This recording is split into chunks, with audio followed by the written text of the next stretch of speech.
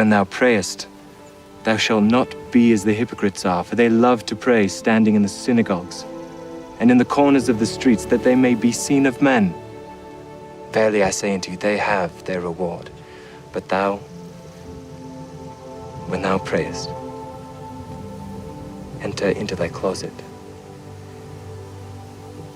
and when thou hast shut thy door, pray to thy Father which is in secret. And thy Father which seeth in secret shall reward thee openly.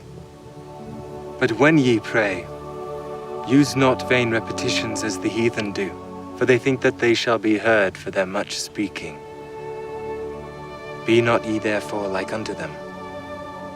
For your Father knoweth what things ye have need of before ye ask him.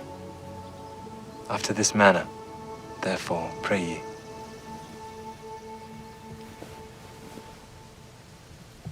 Our Father, which art in heaven, hallowed be thy name. Thy kingdom come. Thy will be done in earth as it is in heaven.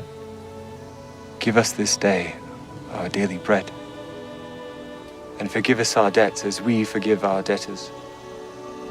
And lead us not into temptation, but deliver us from evil. For thine is the kingdom, and the power, and the glory forever. Amen.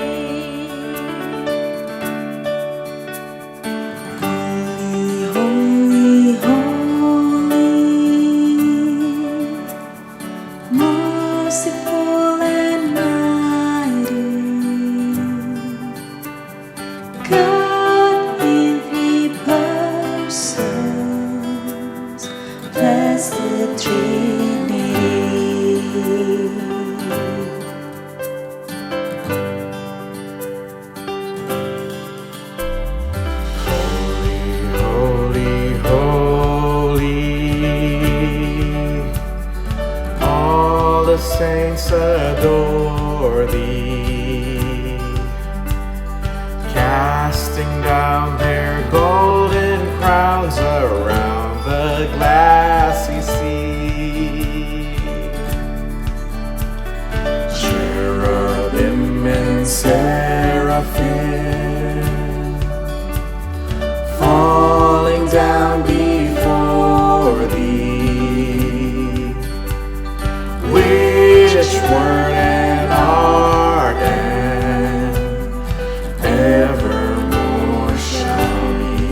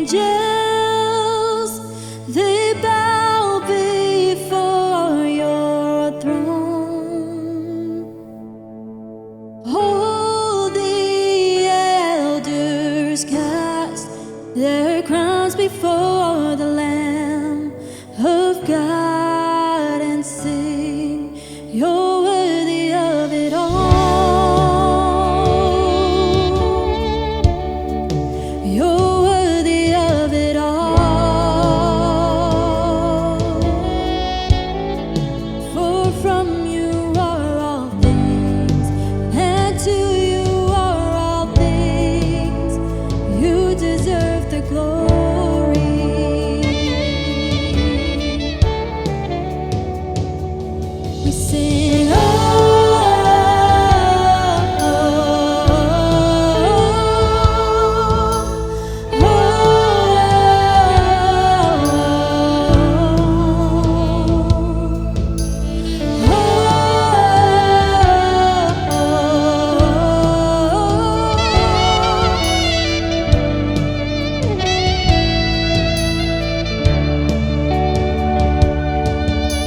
and all the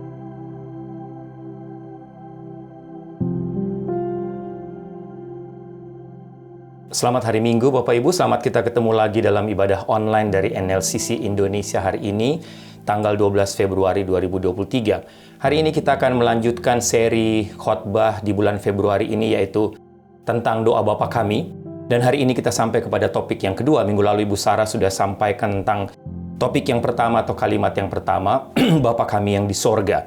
Dan hari ini saya akan melanjutkan kepada kalimat yang berikut dalam doa Bapa Kami, yaitu dikuduskanlah namamu. Baik Bapak Ibu, sebelum kita lebih jauh belajar firman Tuhan ini, sebelum kita lebih jauh mendengarkan dan merenungkan firman Tuhan ini, mari kita tundukkan kepala, kita berdoa. Tuhan, kami bersyukur, berterima kasih karena hari ini kami ada waktu lagi, ada kesempatan untuk duduk diam di sekitar firman-Mu. Tidak hanya memuji, menyembah-Mu, beribadah bersama, tapi terlebih lagi mendengarkan suara-Mu melalui kebenaran firman Tuhan hari ini. Kami akan melanjutkan seri khotbah tentang doa Bapa Kami, dan hari ini kami sampai kepada kalimat yang berikut dari doa yang sangat agung ini, yaitu dikuduskanlah namamu.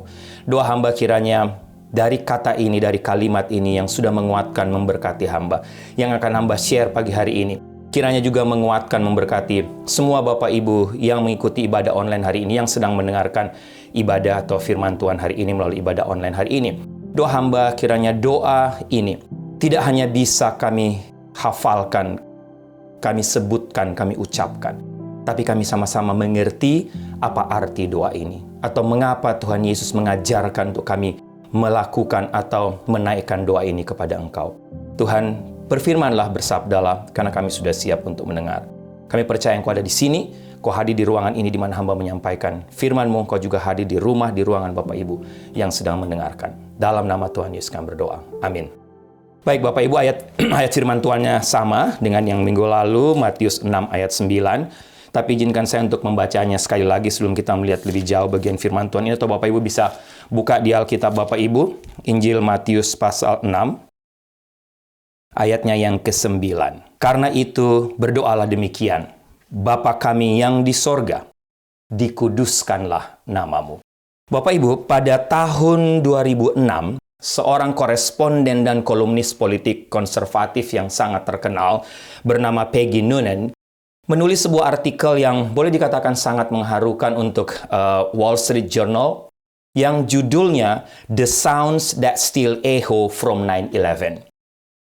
Peggy Noonan menuliskan tentang panggilan telepon terakhir dari beberapa orang yang terbunuh dalam serangan teroris 11 September tahun 2001, kalau Bapak Ibu ingat kejadian tragis ini. Nah, sekarang setelah 22 tahun dari hari yang tragis itu, Bapak Ibu, boleh dikatakan kata-kata terakhir yang pernah ditulis, dicatat oleh Peggy Noonan untuk Wall Street tahun 2006 tetap terngiang kuat di telinga beberapa orang, khususnya yang pernah membaca artikel atau tulisan tersebut.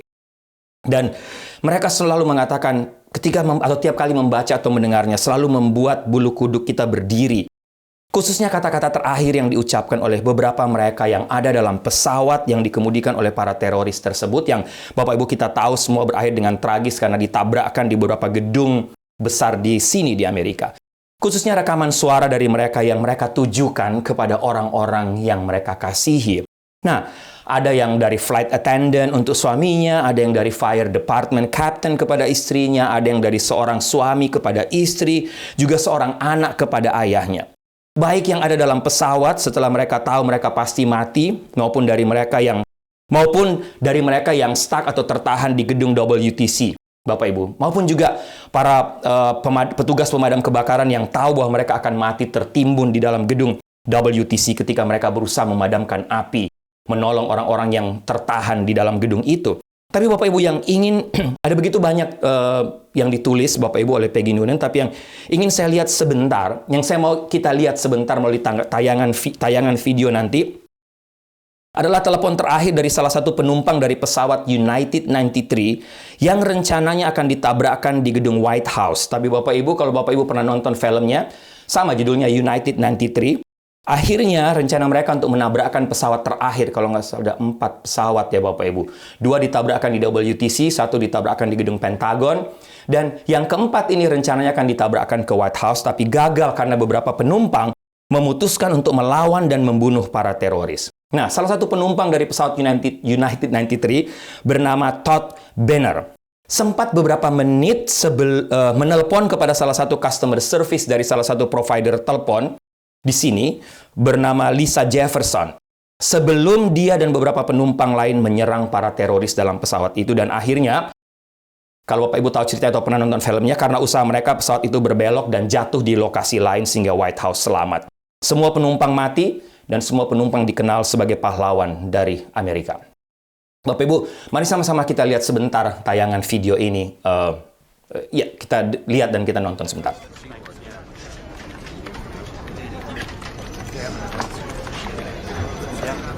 This is Lisa Jefferson, shift supervisor. I understand your plane's been hijacked? Yes, I'm Todd Beamer. I'm on United Flight 93. We're over Ohio, maybe. The hijackers have knives, and they're in the cockpit flying the plane, I guess. How many passengers are aboard this flight? Maybe 40. Two are lying in the corridor. The captain and first officer. The captain and the first officer. I don't know if... Just get the cockpit. Are you still there? Yes, I'm here. Todd? If at any time you think your life is threatened, lay down the phone, but don't hang up. Leave the line open. No, I'm okay. I can talk. Do you know what they want? Money? Or ransom or what? No, I don't. We're going down! We're going...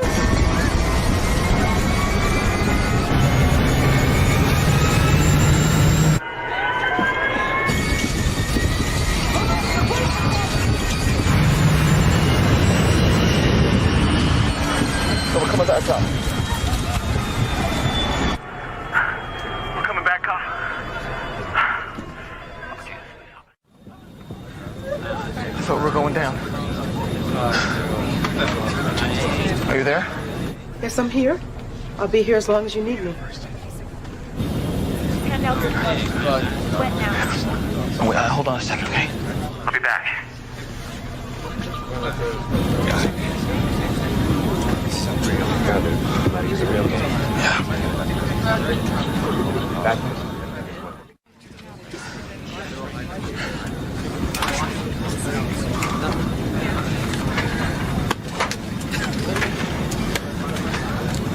Lisa, you there?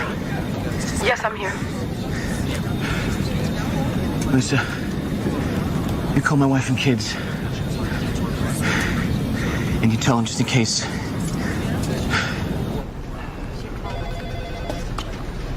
I'll tell them what you told me. What do you think, Lisa? Should we do it?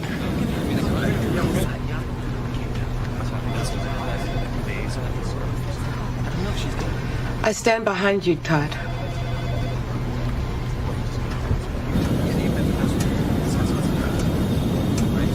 Lisa, do me a favor. Of course. Say the Lord's Prayer with me. Right now, Todd? Okay.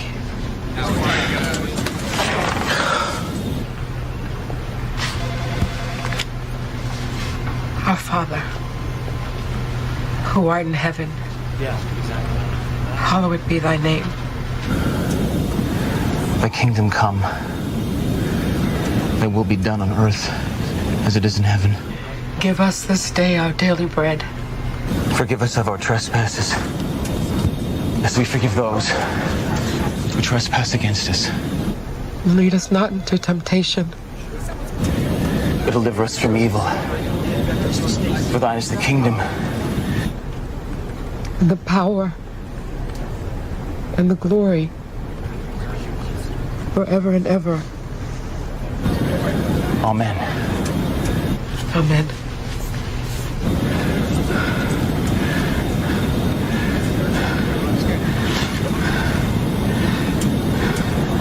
You ready? Bapak Ibu, hari ini kita akan melanjutkan belajar dari kalimat yang berikut dari doa Bapa kami, dikuduskanlah namamu. Bapak Ibu, kalau Bapak Ibu lihat atau paling tidak dari tayangan tadi Bapak Ibu ya, di sini kita lihat bahwa doa Bapa kami itu bisa diucapkan oleh kita semua atau orang dalam berbagai event. Mau event yang menyenangkan, event yang menegangkan, situasi-situasi menegangkan, di mana saja doa Bapa Kami ini selalu menjadi doa yang sangat mudah, sangat cepat untuk diucapkan, dihafalkan. Bapak Ibu, saya punya teman dulu di I3, kami satu kelas. Mungkin orang selalu tertawa. Kenapa tertawa? Karena tiap kali dia diminta berdoa, mau doa di kelas sebelum belajar mulai, mau doa makan, mau doa sebelum jalan kemana, dia selalu apa? Doa Bapa Kami. Bapa Kami yang di sorga, dikuduskanlah namamu, datanglah kerajaanmu. Dan dia ucapkan doa Bapa ini sampai selesai. Bapak Ibu, waktu itu mungkin semua teman-teman kelas tertawa. Tapi setelah saya belajar doa ini, wow, iya ya. Doa inilah doa yang bisa kita ucapkan di mana saja, kapan saja. Yang penting kita tahu maknanya, artinya. Nah, oke, tampaknya untuk kita sekarang mungkin begitu mudah untuk mendoakan atau mengucapkan doa Bapa Kami ini ya Bapak Ibu. Bahkan gereja-gereja tertentu mengharuskan membacakan doa ini di setiap ibadah minggu sebagai penutup dari doa syafaat mereka. Persoalannya adalah bukan seberapa hebat Bapak Ibu dan saya menghafalkan doa ini atau tahu tentang doa ini, tapi seberapa jauh kita mengerti dari doa yang menurut saya doa yang agung ini, khususnya ketika Bapak Ibu dan saya mengucapkannya. Nah, untuk mengerti arti dari kalimat ini Bapak Ibu, dikuduskanlah namamu. Apa maknanya bagi Bapak Ibu dan saya?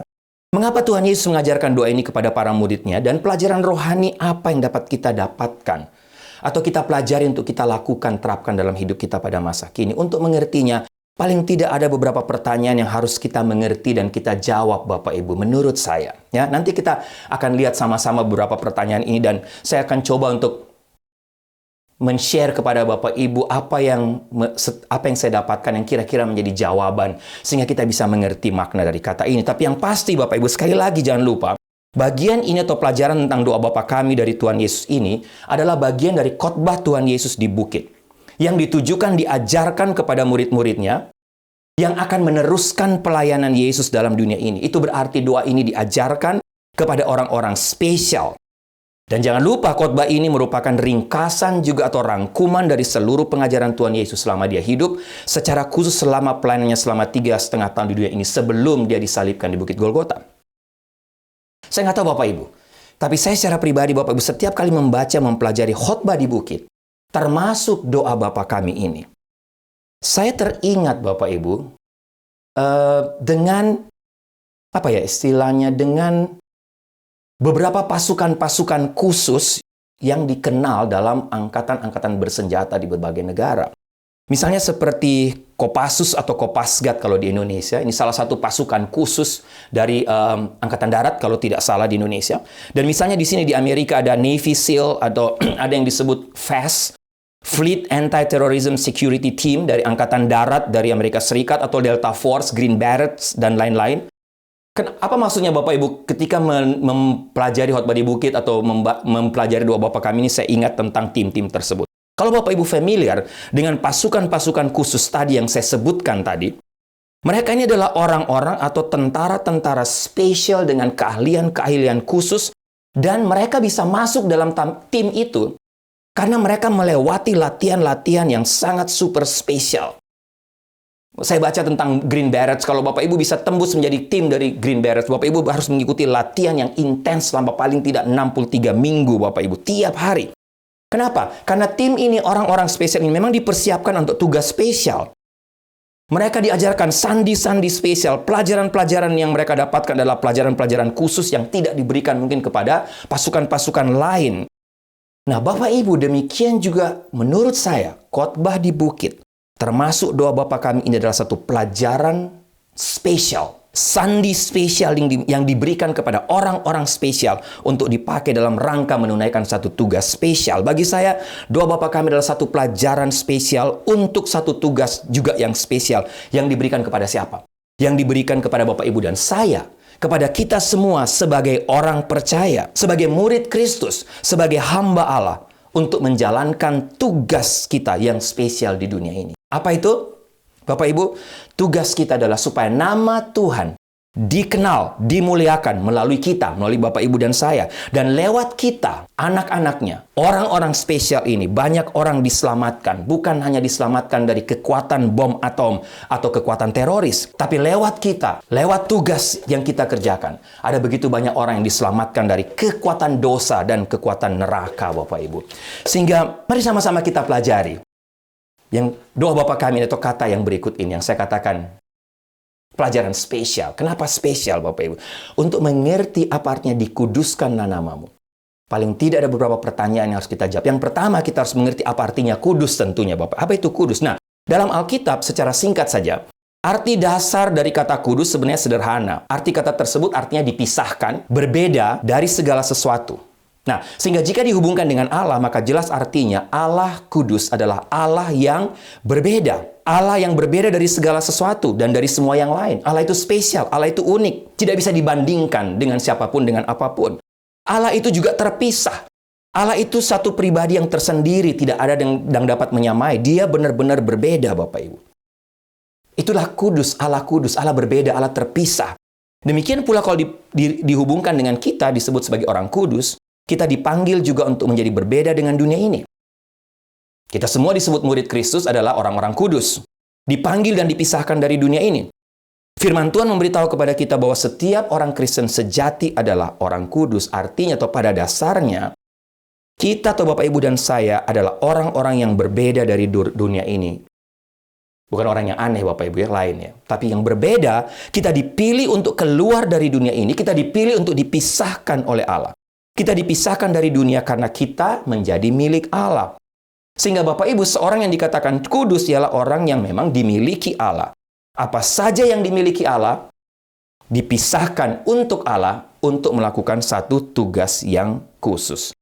Sehingga Bapak Ibu, kekudusan Allah menunjukkan bahwa dia sama sekali berbeda dari segala sesuatu di dalam dunia ini. Ia berbeda dalam cara apa Bapak Ibu? Jangan lupa, dunia ini tercemar, tetapi Allah suci.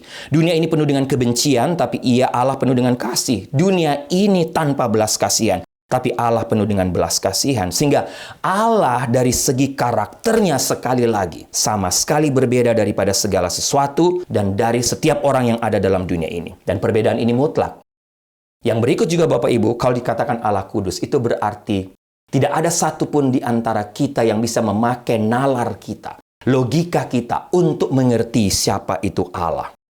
Tidak ada satupun dari manusia di dunia ini yang bisa mengerti Allah melalui otak mereka, melalui nalar mereka. Karena apa Bapak Ibu? Dia kudus. Artinya dia sama sekali berbeda dengan yang lain.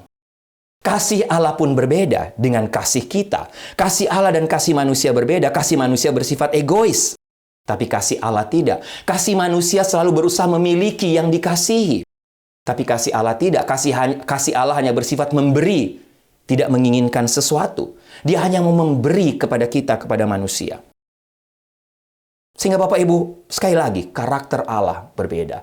Kasih Allah berbeda dengan kita. Sehingga ada banyak contoh yang membuktikan Bapak Ibu bahwa Allah benar-benar, kalau disebut Allah yang kudus, itu benar-benar Allah yang tidak bisa disamakan dengan apapun, dengan siapapun dalam dunia ini. Sehingga ingat, kudus artinya terpisah, khusus artinya berbeda. Oke, yang kedua, kita lanjut. Apa artinya dikuduskanlah namamu? Kita harus mengerti Bapak Ibu. Perhatikan doa ini ditujukan kepada Allah agar ia menguduskan namanya. Bapak Ibu, ini merupakan sesuatu yang boleh dikatakan semacam petisi kepada Allah, permintaan kepada Allah. Apa yang harus Allah lakukan? Mungkin Bapak Ibu bertanya, kita meminta Allah untuk menguduskan namanya, apa maksudnya? Bukankah dia sudah kudus? Kenapa kita harus meminta dia lagi untuk menguduskan namanya? Sehingga Bapak Ibu, apa maksud, apa tujuan Tuhan Yesus mengajarkan doa ini kepada kita? Nah, dalam hal ini, kita harus memahami tentang arti sebuah nama. Dikuduskanlah namamu.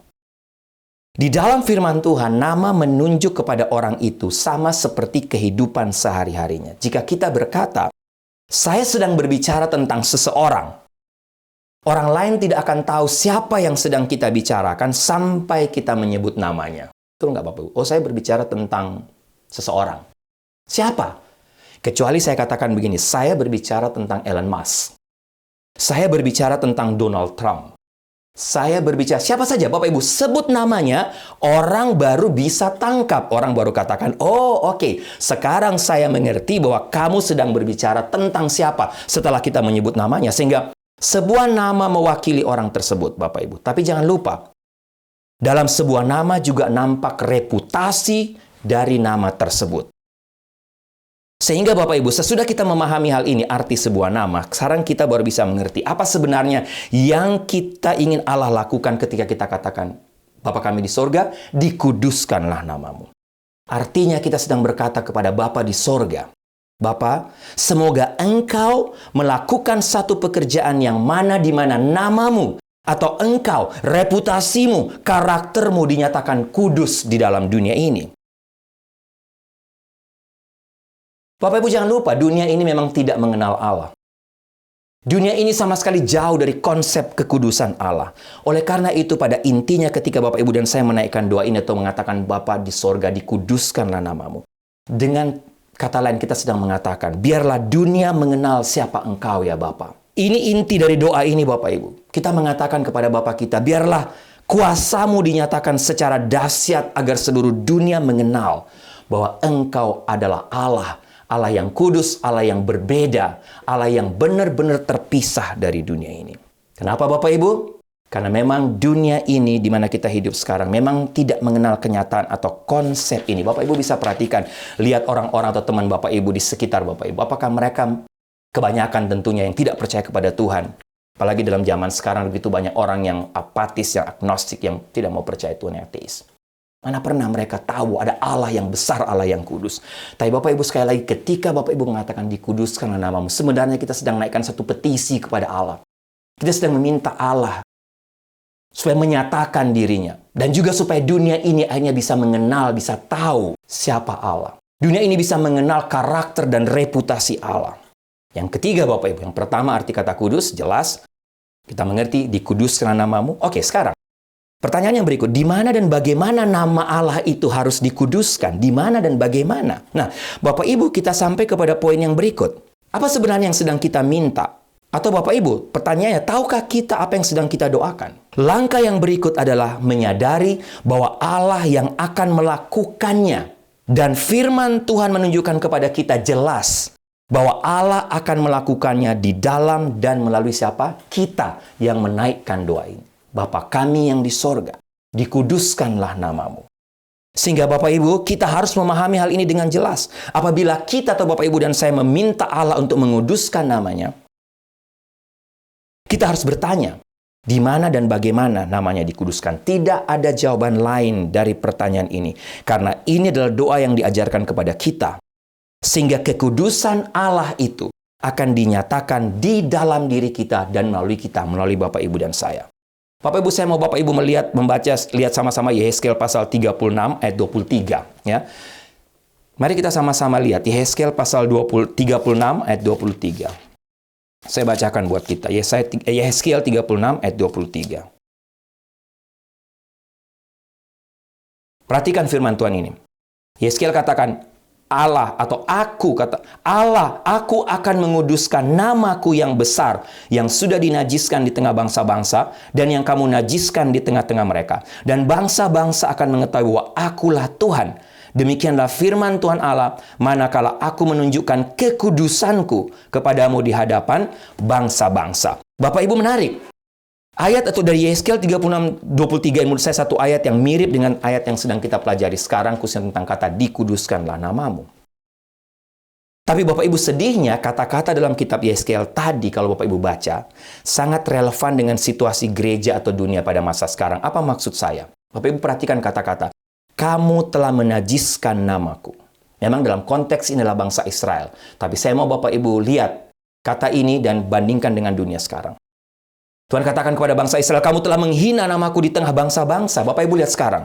Bagaimana dengan gereja? Bagaimana dengan kehidupan orang percaya? Kalau kita mau jujur Bapak Ibu, bukan hanya sangat sedikit atau sama sekali gereja atau banyak orang percaya tidak memuliakan Allah. Tapi sebaliknya. Ada begitu juga banyak gereja atau orang percaya justru mengaibkan nama Tuhan. Menajiskan nama Tuhan menurut saya kalau boleh pakai kata-kata Yehezkiel dengan cara apa? Percekcokan. Pertengkaran, perselisihan, perpecahan, adu domba. Ada begitu banyak orang pemimpin Kristen menyebut dirinya Kristen. Menyebut dirinya sebagai orang percaya, tapi menyebabkan perpecahan di mana-mana. Menyebabkan percekcokan di mana-mana, membuat perselisihan di mana-mana.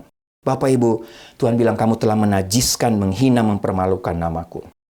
Dan justru dalam situasi inilah Allah katakan bahwa aku akan memakai kamu, bangsa Israel, untuk kembali menguduskan namaku, supaya namaku dikenal oleh orang atau bangsa-bangsa di dunia ini. Sehingga Bapak Ibu membaca mempelajari bagian ini, menurut saya inilah pikiran Yesus. Pikiran Yesus sama.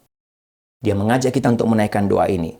Yang pertama, Allah akan menguduskan namanya. Allah akan memuliakan kekudusan namanya. Dan ia akan membuat semua bangsa-bangsa dunia ini menyaksikannya. Tapi dia mau melakukannya melalui kita. Melalui Bapak, Ibu, dan saya. Dan itulah cara Allah bekerja. Itulah juga yang seharusnya menjadi doa kita untuk dunia ini, untuk generasi sekarang. Di mana gereja orang percaya telah mendatangkan nama atau reputasi buruk bagi Allah. Dan inilah waktunya, saatnya. Bapak Ibu, setiap kali menaikkan doa ini, Bapak Ibu harus ingat bahwa inilah tugas saya, inilah tugas kita. Untuk menguduskan nama Tuhan, supaya dunia ini melalui kita melihat siapa itu Allah. Bagaimana Allah melakukannya? Allah akan menyatakan kekudusannya di tengah dunia ini yang sudah dihujat, dinajiskan oleh bangsa-bangsa melalui Bapak, Ibu, dan saya. Melalui kehidupan kita, Bapak Ibu, sebagai orang percaya. Dan inilah cara kuasa Allah bekerja. Sama seperti ketika dia datang kepada bangsa Israel, mengubah mereka, menjadikan satu umat yang baru. Demikian pula sekarang, Bapak Ibu. Allah juga akan memakai Bapak Ibu dan saya. Caranya dia mengubah Bapak Ibu dan saya terlebih dahulu. Sehingga kita bisa mengubah dunia ini, Bapak Ibu. Oke, yang keempat. Di mana dan bagaimana kita harus mengerjakannya, Bapak Ibu? Tidak ada jalan lain. Allah memakai Bapak, Ibu, dan saya. Dia harus mengubah kita terlebih dahulu. Artinya, untuk menguduskan nama Tuhan. Agar dunia bisa mengenal Allah yang kudus itu melalui kita. Tidak ada jalan lain. Bapak, Ibu, dan saya, kita harus ditransformasi. Ini menjawab pertanyaan keempat, di mana, bagaimana kita harus mengerjakannya. Sehingga ketika Bapak, Ibu, dan saya berdoa, ya Allah, biarlah namamu dimuliakan sedemikian rupa, sehingga seluruh dunia akan mengerti bahwa Engkau adalah kudus. Sebetulnya Bapak, Ibu, dan saya sedang berkata, biarlah namamu menjadi kudus di dalam kami, di dalam saya, dan melalui saya. Secara tidak langsung kita sedang berkata kepada Tuhan, Tuhan transform saya. Tuhan ubahlah saya. Bapak Ibu, sekali lagi ketika Bapak Ibu menaikkan doa ini, kita tidak tulus meminta Allah untuk memuliakan namanya jika kita juga pada saat bersamaan tidak katakan kepada Allah, Allah muliakanlah namamu melalui diriku. Bapak Ibu, ketika Bapak mengucapkan doa ini, harusnya pada saat bersamaan Bapak Ibu juga menyadari bahwa Tuhan, saya yang harus, melalui saya lah, melalui diri saya lah, orang bisa mengenal Engkau. Sehingga Tuhan, Bapak Ibu, sehingga waktu kita menaikkan doa ini, harusnya kita juga berkata, Tuhan ubahlah saya. Sehingga saya bisa dipakai oleh Engkau untuk tugas spesial. Ingat Bapak Ibu, saya katakan tadi, doa Bapa Kami ini sebenarnya ada satu sandi spesial, pelajaran khusus yang diberikan kepada kita. Yang menurut saya juga orang spesial, untuk tugas spesial. Sehingga mau tidak mau Bapak Ibu, kita harus ditransform, kita harus diubah, kita benar-benar ditransformasi oleh Tuhan. Terlebih dahulu. Sehingga banyak pelajaran dari kata ini, dari doa ini. Pertama, jangan lupa Allah itu kudus, dia berbeda. Kedua, menjadi orang Kristen berarti menjadi berbeda, sehingga saat orang lain melihat Bapak, Ibu, dan saya, mereka berkata, wow, orang ini berbeda. Orang ini tidak sama dengan yang lain. Kita tidak seharusnya takut untuk tampil berbeda, Bapak Ibu. Banyak orang Kristen yang takut untuk menjadi berbeda. Tapi harusnya kita tidak. Kita tidak takut untuk tampil berbeda dalam pengertian kita benar-benar kudus, tapi bukan berbeda dalam pengertian kita jadi orang aneh atau kita pakai pakaian yang aneh, Bapak Ibu, berbeda dari atau berkelakuan aneh. Saya tidak bermaksud tampil beda dengan menjadi aneh, tapi tampil beda maksud saya adalah benar-benar kudus.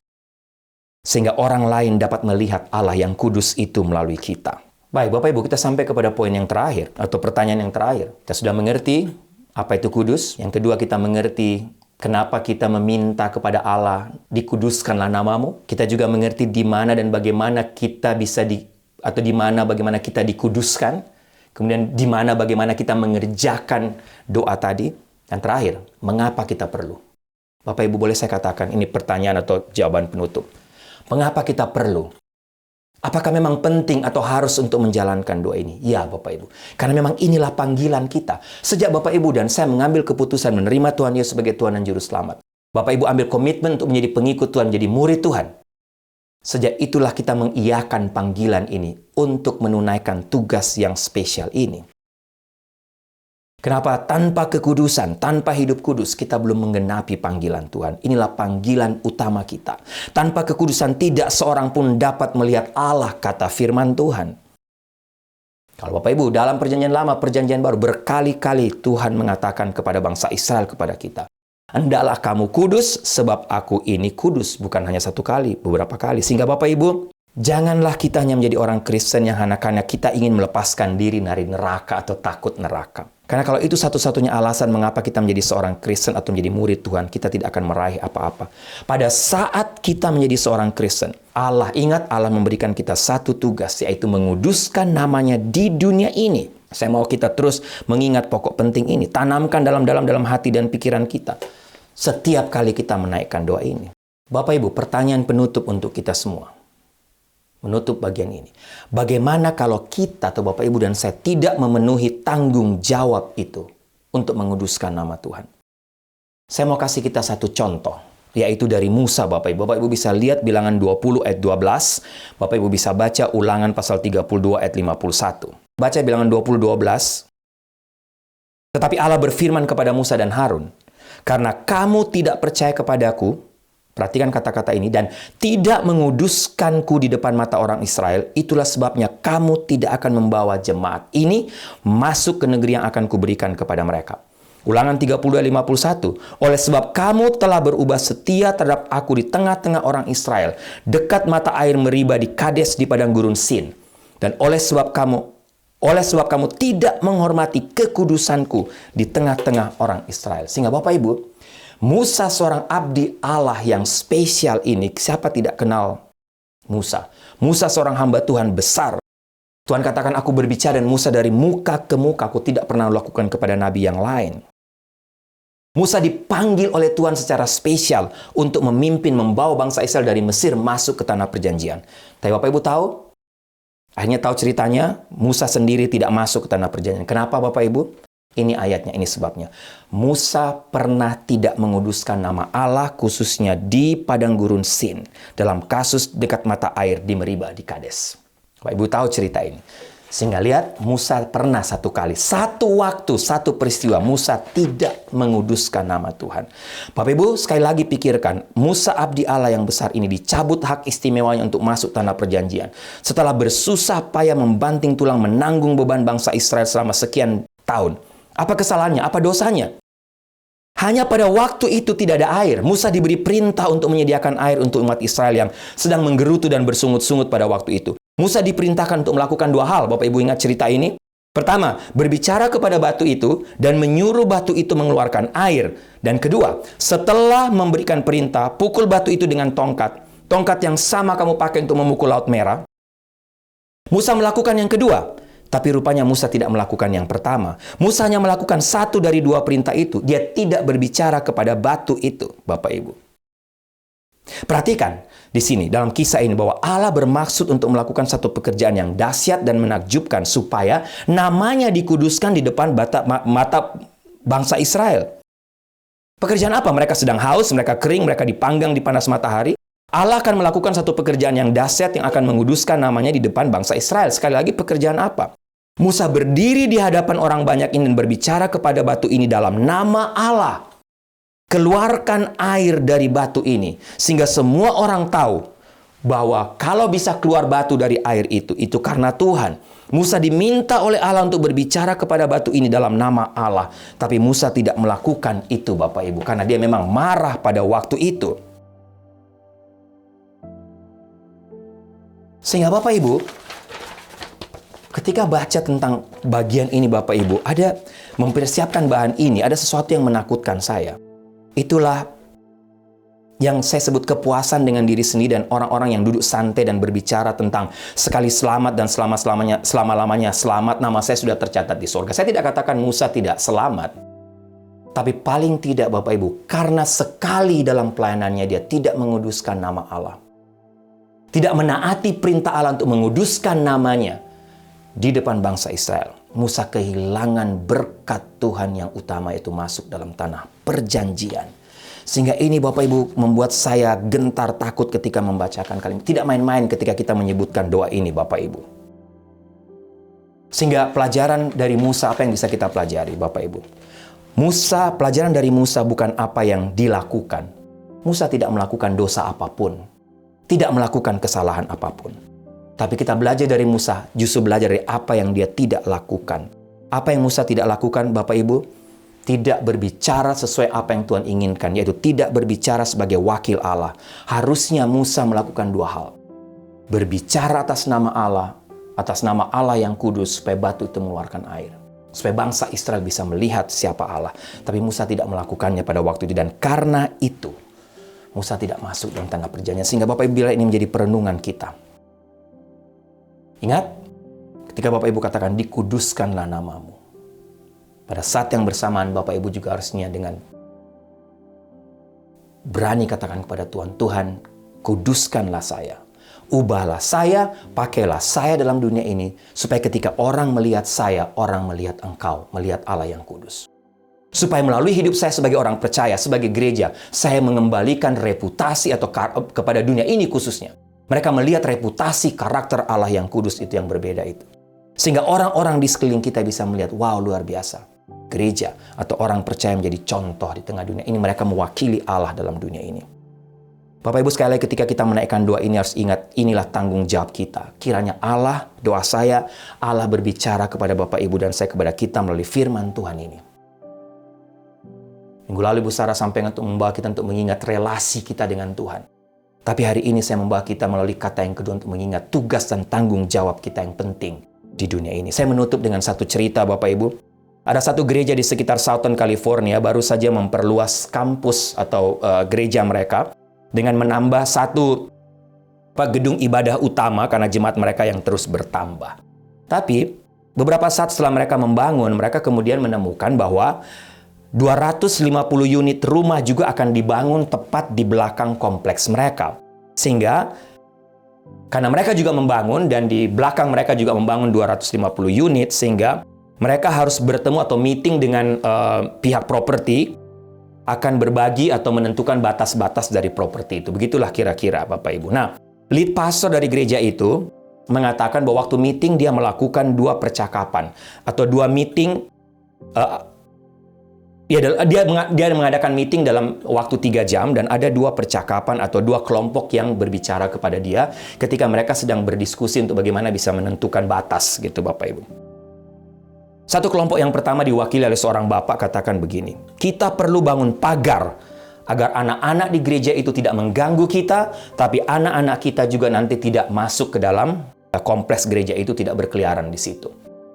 Tapi kelompok yang kedua melalui perwakilan mereka, seorang bapak juga, dan memulainya dengan pertanyaan kepada lead pastor dari gereja ini. Apakah kalian masih ada cukup dana untuk, menurut saya, kira-kira kalau masih ada dana, bisa nggak kita bangun satu jembatan kecil sehingga anak-anak kita bisa dengan gampang bermain ke gereja itu, ke gereja kamu, supaya satu waktu mungkin mereka bisa bergabung dengan Sunday School kamu. Bapak Ibu lihat, kelompok pertama katakan langsung, kita harus bangun pagar supaya anak-anak gereja tidak main di properti kita, ganggu kita. Tapi kita juga, anak-anak kita tidak masuk ke gereja. Tapi yang satu bertanya, bisakah kita membangun satu jembatan kecil? Bapak Ibu, kalau yang sudah hidup di Amerika ini sudah menjadi satu isu lama di kalangan kita sebagai gereja. Kita mau menjadi mercusuar bagi mereka yang terhilang atau orang-orang yang terhilang di sekitar kita, bagi orang-orang tetangga kita, atau kita ini sebagai orang percaya atau gereja mau menjadi semacam clubhouse bagi orang-orang suci yang menganggap dirinya suci. Mercusuar menjadi mercusuar untuk menjadi berkat, atau menjadi clubhouse, satu kelompok yang eksklusif, melupakan orang-orang di sekitar kita. Bapak Ibu, lihat, dua tanggapan. Tapi harusnya kita sadar sebagai gereja, sebagai orang percaya, kita harusnya menjadi mercusuar. Kita harus menjadi berkat bagi dunia ini, bagi orang-orang di sekitar kita. Mewakili Allah dalam dunia ini. Kita punya Bapa di sorga yang Maha Kasih. Tapi pada saat bersamaan, saya sebagai anaknya harus menunjukkan siapa Bapa saya di tengah dunia ini. Menunjukkan tentang Allah saya atau Bapa saya yang kudus yang berbeda. Supaya hidup kita menjadi berkat bagi orang di sekeliling kita. Mereka kenal Allah, mereka juga akhirnya bisa mengalami transformasi melalui kehidupan kita. Ya Bapak Ibu, kiranya bagian ini menguatkan menjadi berkat buat kita. Dan saya mau kita mengingat sama-sama. Ketika Bapak Ibu berani mengucapkan doa ini, ingat doa ini doa yang spesial, doa yang khusus. Ketika Bapak Ibu meminta Allah untuk menguduskan namanya, pada saat bersamaan Bapak Ibu juga ingat bahwa itulah tanggung jawab saya, itulah panggilan saya. Supaya lewat hidup saya, dunia ini bisa mengenal Allah yang benar. Saya mau Bapak Ibu sama-sama menutup bagian ini. Saya tutup bagian ini. Kalau Bapak Ibu boleh di rumah atau di mana saja Bapak Ibu bisa duduk atau berdiri, mari sama-sama kita menaikkan doa Bapa kami ini sebagai penutup dari bagian firman ini, firman Tuhan ini. Kalau Bapak Ibu tidak menghafal, Bapak Ibu bisa membuka Matius pasal 6 ayatnya yang ke-9. Matius pasal 6 ayatnya yang ke-9. Mari kita tundukkan kepala Bapak Ibu, kita berdoa menutup bagian firman Tuhan ini. Bapak Ibu boleh mengucapkan bersama-sama dengan saya. Bapa kami yang di sorga, dikuduskanlah namamu, datanglah kerajaanmu, jadilah kehendak-Mu di bumi seperti di sorga. Berikanlah kami pada hari ini makanan kami yang secukupnya, dan ampunilah kami akan kesalahan kami, seperti kami juga mengampuni orang yang bersalah kepada kami. Dan janganlah membawa kami ke dalam pencobaan, tapi lepaskanlah kami daripada yang jahat. Karena Engkau yang punya kerajaan, dan kuasa, dan kemuliaan sampai selama-lamanya. Amin.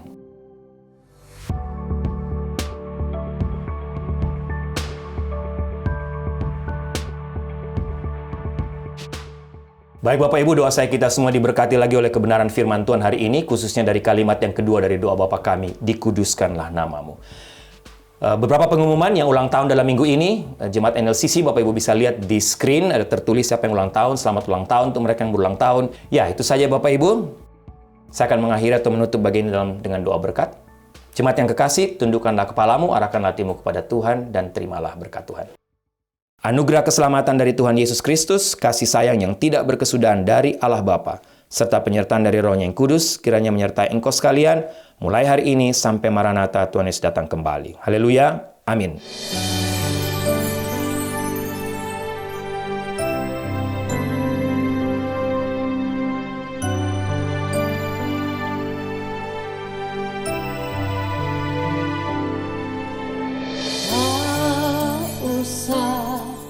Ku takut, Allah menjagaku.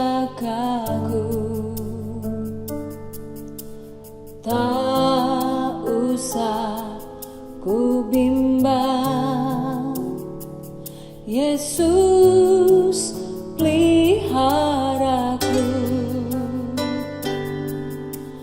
Tak usah ku susah,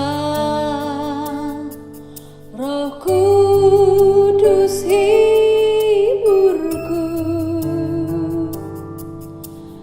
Tak usah ku cemas, Dia memberkatiku.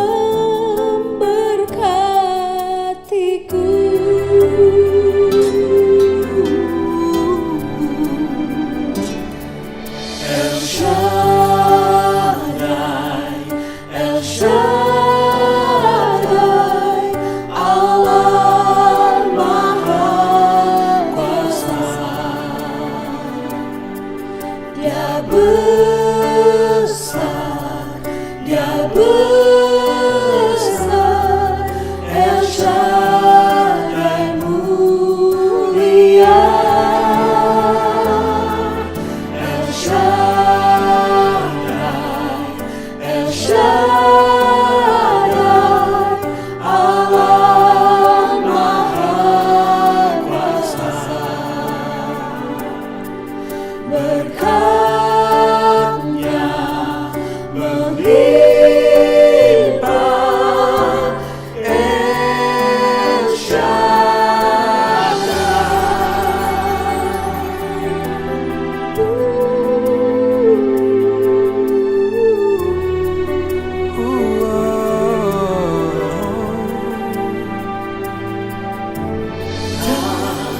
usah kau takut,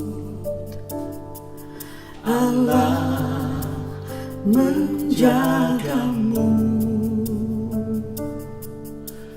Tak usah kau bimbang, Yesus Yesus peliharamu, tak usah kau susah, Roh Kudus hiburmu, tak usah kau cemas, Dia memberkatimu.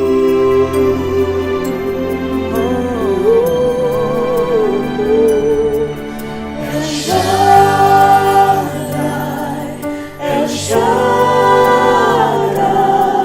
Allah Maha Kuasa,